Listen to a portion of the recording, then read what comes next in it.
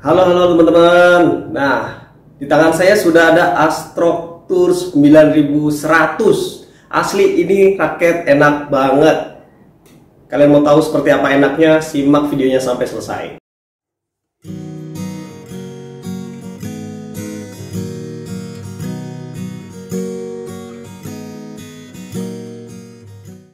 Oke, ketemu lagi dengan saya Dedi di Deka Sport for your hobby.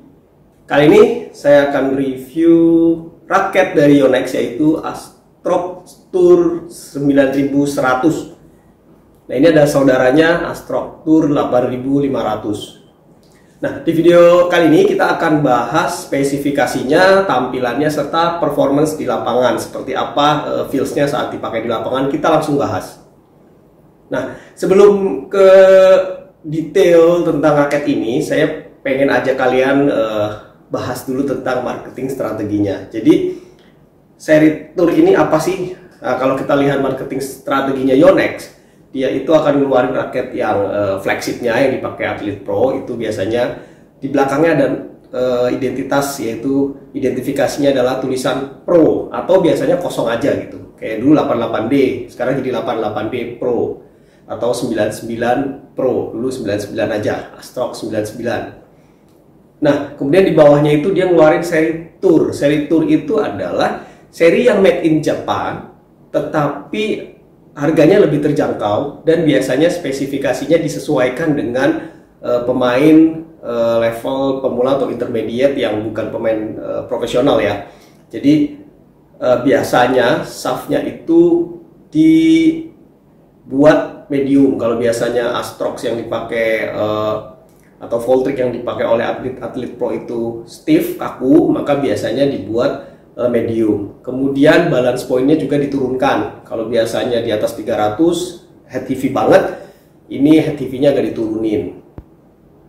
Nah, kemudian di bawahnya itu akan ada seri game, itu made in Taiwan. Kemudian di bawahnya lagi yang low budget itu ada yang made in China, biasanya namanya Play. Tapi Play ada yang Taiwan juga kayaknya. Astrok Tour ini, seri Tour lah ya, mau Astrok Tour, Voltric Tour, itu biasanya mengadopsi teknologi fitur dari seri yang di atasnya. Contoh, untuk Astrok Tour ini, dia mengadopsi teknologi nanoscience. Dan ada CS Cap, Control Support Cap. Nah, sebenarnya CS Cap ini lebih ke bentuk ini aja ya. Ini teknologi sebelum EB Cap dan EB Energy Booster Cap, dan yang terbaru lagi EB Cap Plus itu. Nah, ini masih yang model agak lama.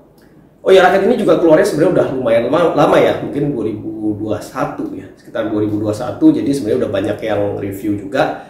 Tapi saya penasaran dengan raket ini dan memang enak sih, enak banget. Oke, sekarang kita lihat spesifikasi sekaligus tampilannya ya. Tampilannya seperti ini. Ini Yonex Jepang. Kemudian di sini gripnya itu G5, size G5, ada di sini tulis G5, jadi udah kecil tapi bukan yang kecil banget, karena kalau yang kecil banget tuh G6, kayak Muhammad Ahsan itu pakainya G6, kalau ini G5. Kemudian 4U, beratnya itu 84 gram plus minus 3 lah ya. Untuk ini sendiri saya timbang itu 85 gram berat kosongannya. Kemudian tulisannya tidak terlalu banyak, hanya tulisan Astrok Tour 9100, full graphite raket, kemudian CS Cap. Terus di sini ada tulisan head heavy balance 10 mm longer, artinya panjangnya 295. Kemudian built-in materialnya bagus banget, catnya bagus banget, stikernya bagus banget. Di sini ada tulisan made in Japan juga, dan ada stamping produksinya. Ini adalah seri SP untuk South Pacific, pasar di area South Pacific.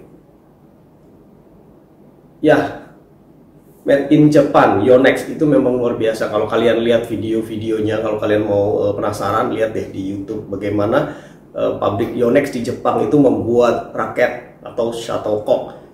Itu bener-bener keren banget sih, canggih banget teknologinya, jadi luar biasa. Belum lagi kalaupun harus manual dengan orangnya itu seperti terlihat dia sangat-sangat pengalaman dan sangat-sangat teliti. Oke, kita ke atasnya lagi. Ini ada grommet, jumlah grommetnya 76 lubang. Di frame tidak terlalu banyak tulisan, hanya tulisan made in Japan, 28 lbs, artinya maksimum tension 28 pounds. Meskipun bisa kalian tarik lebih, tapi sebaiknya maksimum 28 aja ya. Kemudian di atas ada tulisan isometrik, artinya frame-nya udah gede, udah isometrik, udah enak lah dipakai. Nah, untuk kita bahas detail spesifikasinya, saya akan bandingkan dengan dua raket dari Yonex juga dua-duanya. Pertama adalah Astrock 69, ini raket andalan saya sampai dengan saat ini belum tergantikan. Dan juga Astrock 99 Play. Nah, untuk Astrock 69 ini sayangnya udah susah banget nyari di pasar. Kalaupun ada adalah yang orange, itu adalah yang edisi sebelum ini ya, sebelum yang new color. Oke, kita bahas serinya adalah Astrock Tours 9100, ada saudaranya yaitu 8500. Made in-nya Jepang. Kalau yang ini made in Taiwan untuk yang 69, kemudian made in China untuk yang Play. Nah, yang seri Play memang biasanya made in China ya. Penjualannya ini dapatnya biasanya tas 1R sama senar BG66 atau BG66 Brilliant. Kemudian harganya di 1,3 juta sampai 1,6 juta. Dulu pas awal-awal keluar itu 1 juta sampai 1,2. Sekarang udah tambah naik. Untuk materialnya nggak banyak tulisan di sini. Di spesifikasi juga ditulis full graphite raket. Kemudian ada teknologi nanoscience. Kemudian untuk stiffness-nya ya, ini ada di medium. Tadi saya udah coba juga sih. Nah, ini ledutannya cukup banyak. Ketika saya pakai Astrock 69 yang stiff, nah ini agak lebih kaku. Jadi memang ini adalah medium dan ini adalah stiff. Ya, jadi kalau Astrock itu biasanya yang seri-seri atas ya, itu stiff, ini dibuat medium. Jadi memang dibuat lebih user friendly untuk pemain non profesional, atlet-atlet yang tenaganya nggak sekuat, nggak segede atlet-atlet profesional ya. Kemudian panjangnya sama 675. Ini panjangnya sama ya. Kalau saya panjangin tuh sama, plusnya saja sama. Kemudian balance pointnya. Nah, kalau Astrock 69 ataupun 99 Play ini balance pointnya sangat head heavy di 310 mm. Sedangkan ini Astrock 9100 itu hanya di 295, artinya head heavy, udah di atas 290, tapi tidak banget, tidak ekstrim banget head heavy di kepalanya, berarti kepalanya. Jadi efek hammernya tidak sebesar raket-raket ini. Apa sih konsekuensinya? Konsekuensinya ya efek hammer atau untuk smash pukulan yang ke bawah ini akan terasa lebih berisi yang dua ini. Kemudian untuk maksimum tension 28 pounds. Tadi saya bilang sebenarnya kalian tarik 30 pun kuat tuh. Cuma saya nggak tanggung jawab kalau lebih dari 30 karena di sini tulis 28 pounds. Jumlah grommet 76.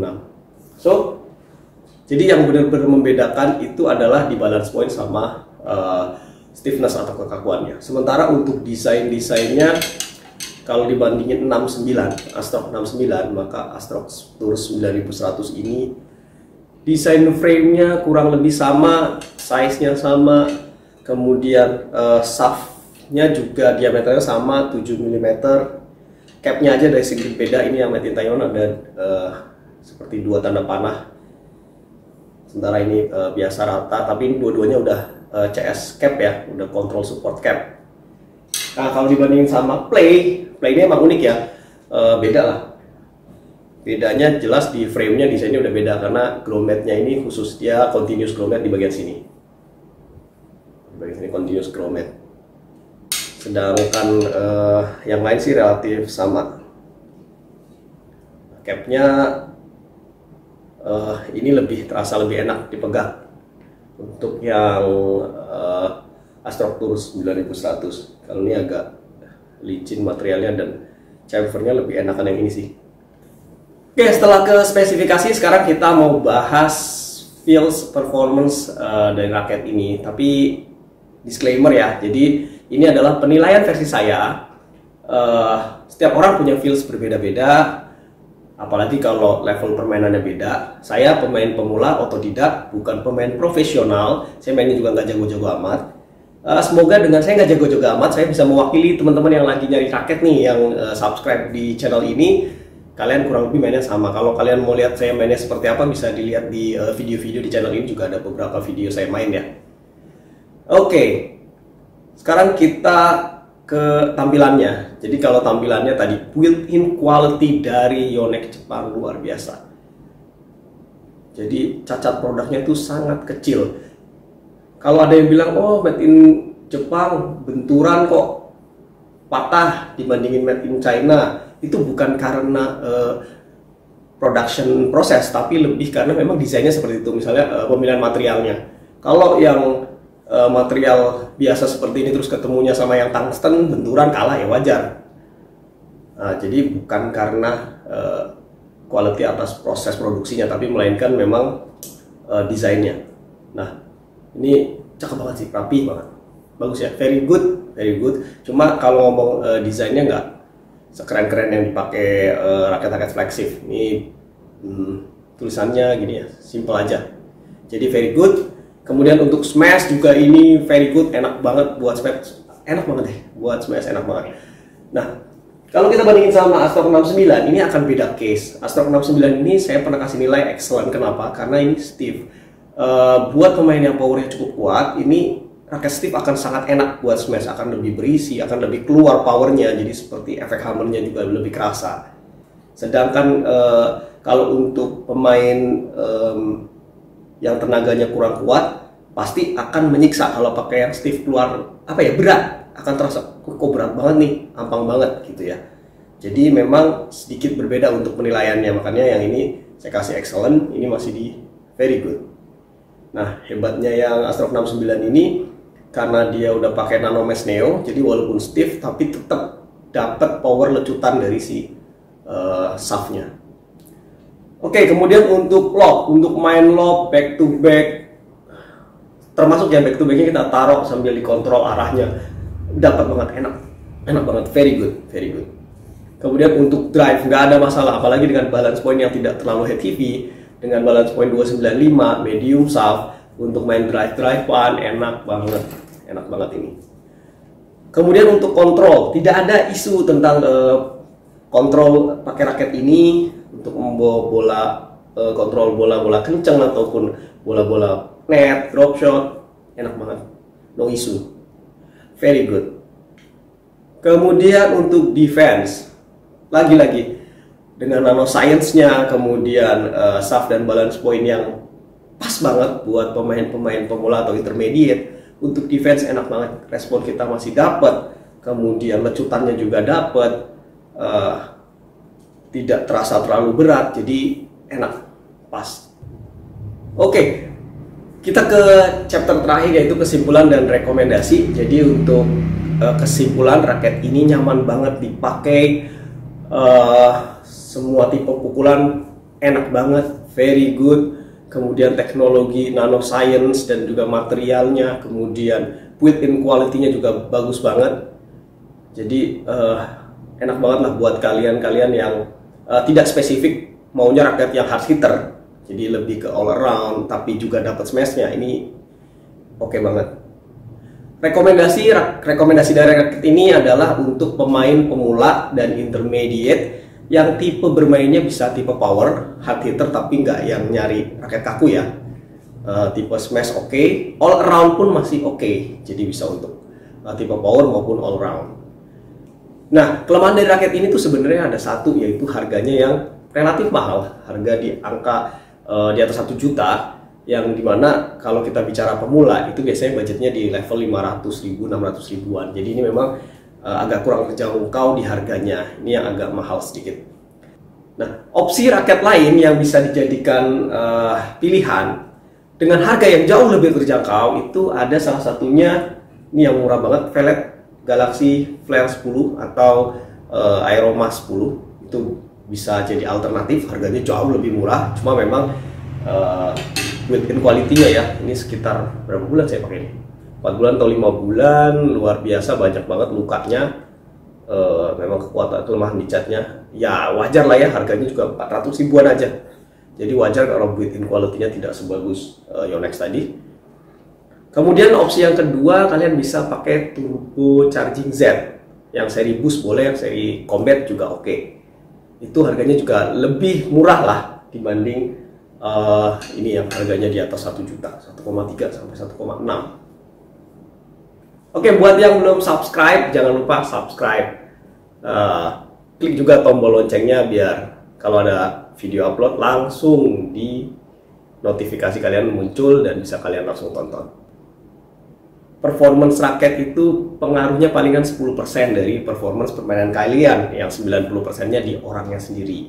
Jadi improve terus skill kalian, latihan terus, semangat terus latihannya. Terima kasih udah nonton, see you.